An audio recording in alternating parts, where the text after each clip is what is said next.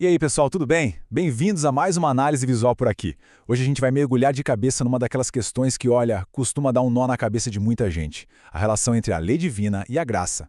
Vamos entender direitinho como a obediência e a fé foram desenhadas desde o início para caminharem juntinhas, lado a lado. Então, vamos direto ao que interessa. Para a gente não se perder nesse mar de conceitos, nosso estudo vai passar super rápido por 4 pontos principais, tá? Primeiro, o propósito da lei. Depois, o centro da lei. Aí a gente junta os dois, lei e evangelho. E por fim, como viver a obediência sem cair naquela armadilha do legalismo. Bom, vamos direto para o nosso ponto 1, o propósito da lei e a metáfora da proteção. O nosso material base já começa colocando o dedo na ferida com uma pergunta super importante. Afinal de contas, o que o próprio Jesus falou sobre a relação dele com a lei lá no Evangelho de Mateus, no capítulo 5. Essa pergunta é fundamental porque ela literalmente prepara o terreno para tudo que a gente vai construir hoje. E para responder a isso, a fonte traz uma imagem mental que, sinceramente, é genial. Pensa num pai ou numa mãe que ama muito o filho estabelecendo limites para ele. É exatamente assim que a lei divina funciona.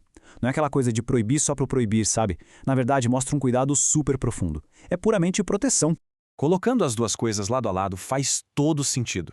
Pensa com a gente. Quando os pais colocam uma regra, eles estão mostrando que realmente valorizam e, claro, estão protegendo a vida da criança em todas as fases, certo? A lei de Deus é a mesmíssima coisa. Ela revela o caráter dele e foi desenhada sob medida para proteger nossos relacionamentos. Tanto aquela nossa conexão direta com ele mesmo, quanto o convívio com as pessoas ao nosso redor. É tipo um mapa super seguro para a gente não entrar em furada e não se machucar. E isso leva a gente direto para o ponto 2, o centro da lei, que é basicamente o amor como o grande motivador. O estudo destaca essa citação incrível do Evangelho de João, no capítulo 14, que diz o seguinte: "Se me amais, guardareis os meus mandamentos." O texto isola essa frase justamente para provar, sem sombra de dúvida, que o amor verdadeiro por Cristo é o coração de tudo. Se não tiver esse amor pulsando forte ali no centro, qualquer tentativa de obediência vira só uma obrigação super chata e sem sentido. A partir daí, o material ilustra um passo a passo lindíssimo de como as coisas rolam na prática. Olha que lógica perfeita. Passo 1, a gente começa a entender melhor a verdade de Cristo. Aí, naturalmente, a gente pula para o passo 2, que é quando o amor cresce e ganha força dentro da gente. E o resultado final, lá no passo 3, a gente simplesmente passa a guardar a lei de um jeito totalmente natural. Deixa de ser um fardo pesado, sabe? É uma resposta super orgânica a esse amor todo. Mas vem cá, como é que a gente alimenta esse amor no dia a dia? O texto é bem enfático aqui. Ele crava que manter a mente focada na cruz e na morte de Cristo no nosso lugar é de longe a ferramenta mais poderosa para acender e promover esse amor transformador. Então a grande sacada é que a obediência real nasce da gente olhar todos os dias para o sacrifício dele. Beleza? Vamos então para a terceira parte da nossa análise, a lei e o evangelho andando juntos na mais perfeita harmonia. Sabe aquela ideia de que lei e evangelho vivem brigando e são coisas opostas? Esquece isso. O texto que a gente está esmiuçando joga essa ideia pela janela. Eles fazem questão de dizer que, apesar de terem funções super diferentes, a lei e o evangelho precisam andar lado a lado. Eles são um verdadeiro time. Quando a gente compara a função de cada um, fica muito mais fácil de visualizar.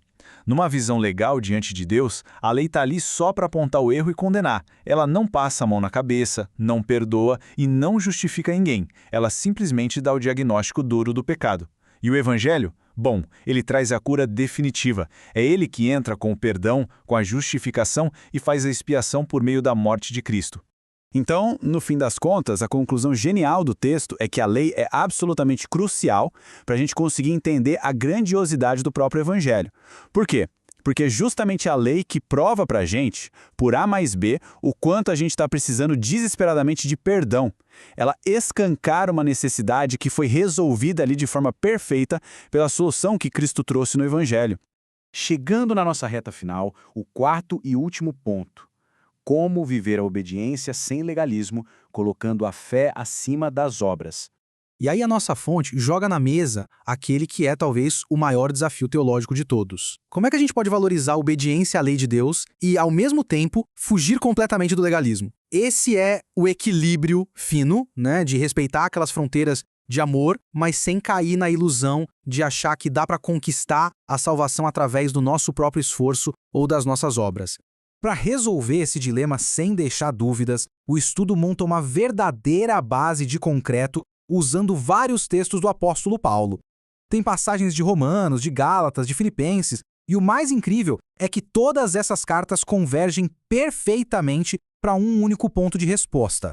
O resumo da ópera de todos esses textos é bem direto. A morte de Cristo é creditada a nosso favor única e exclusivamente através da fé nele, nunca, jamais, pelo ato de tentar guardar a lei. Isso significa que, por mais que a lei cumpra o papel de ser um guia maravilhoso e protetor para as nossas vidas, ela não é o mecanismo que nos salva. A salvação e a justificação acontecem, do começo ao fim, só pela fé. Simples assim.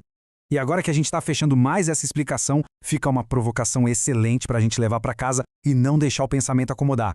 Já que a gente tem plena certeza de que o Evangelho traz a justificação perfeita só através da fé, como é que o fato de abraçar de coração esses limites amorosos de Deus vai guiar os nossos passos hoje?